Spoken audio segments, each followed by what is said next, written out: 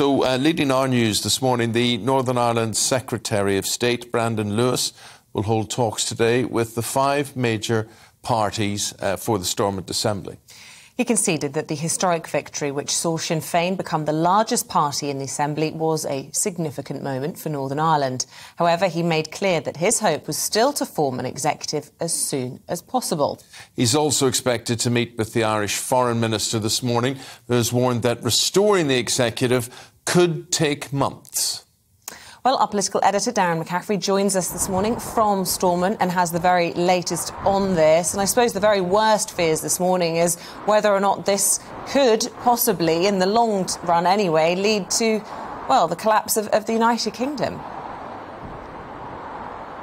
Yeah, I think in many ways, kind of Sinn Féin's victory, as significant as it was, becoming the largest party in Northern Ireland, Isabel, for the first time in its 101-year history, that a nationalist party, a party that wants to see reunification, has done that. It doesn't necessarily, at least in the short, or I would argue in the medium term, lead towards a united Ireland. And I'll explain that kind of in a second. But first of all, just on the politics of today, as you're right, I'm outside Stormont. MLAs are going to gather here later on. But the main business actually will be in the centre of Belfast later, where Brandon Lewis, the Northern Ireland Secretary, is going to hold talks with the 5 key parties to try and see if there's a path through to get the Stormont executive back up and running again. The DUP, now the second largest party, the largest unionist party in Northern Ireland, effectively saying they're not prepared to go back into government. Government here has been suspended for months until the Northern Ireland Protocol is sorted out. Now, the Northern Ireland Protocol is part of that Brexit deal signed between the UK and the EU at the end of 2019, and it effectively keeps Northern Ireland inside the EU's customs union and the single market, in many ways dividing, putting a border, if you like, down the Irish Sea between Great Britain and Northern Ireland. The DUP either wanted substantially changed or scrapped altogether, and I think until there is progress on that, Isabel, I can't see the executive being back up and running here.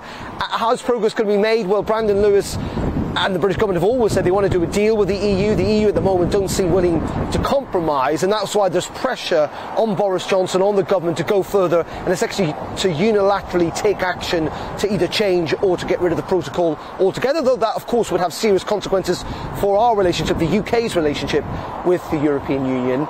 Just on your point about a united Ireland, I always try and emphasise this point, that in many ways actually this is not like Scottish independence, which in some ways is easier, if you like, Scotland leaving the UK, because what you get with Irish unification is 2 countries trying to come together effectively after 100 years apart, and that is a process that frankly politicians across this island know is not something that's going to happen in a matter of years, but potentially a decade at least, if not longer, and that again is predisposed on the fact that people want that. And frankly, when you look actually at the polls and indeed the results over the last couple of decades, support for the union here has remained pretty steady, and there's no suggestion, despite Sinn Féin's victory, that actually a majority of people here in Northern Ireland want to see united Ireland anytime soon.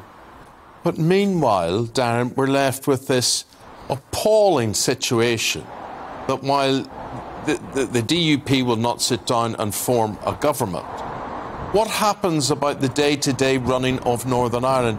Terrible crisis, the health services in there.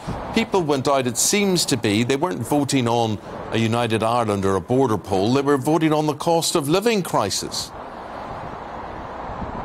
Yeah, indeed, Eamon, and that is one of the reasons actually that the Alliance Party, the centrist party that claims it's neither nationalist or unionist, did so well, because its main argument, and to be fair, other parties' arguments as well, is what people fundamentally want is they want to see the people at the top of the hill behind me actually sit down and start sorting out some of the issues that really matter day-to-day life to people here. As you say, the health service, a bit like elsewhere in the UK, is a really difficult situation, but there's also 300 million quid that is locked up that the British government have given the Northern Ireland executive, but it cannot spend because the executive hasn't been formed for months in order to make a decision about how to spend it, and that at a time in which the cost of living crisis is hitting household incomes here.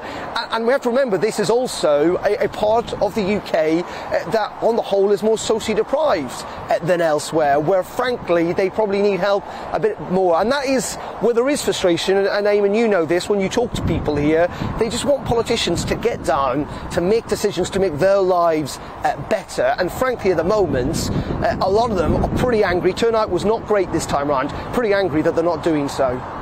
Darren, we'll leave it there for the moment. Thank you very much indeed. Darren McCaffrey there, live from outside the Stormont Parliament in Belfast.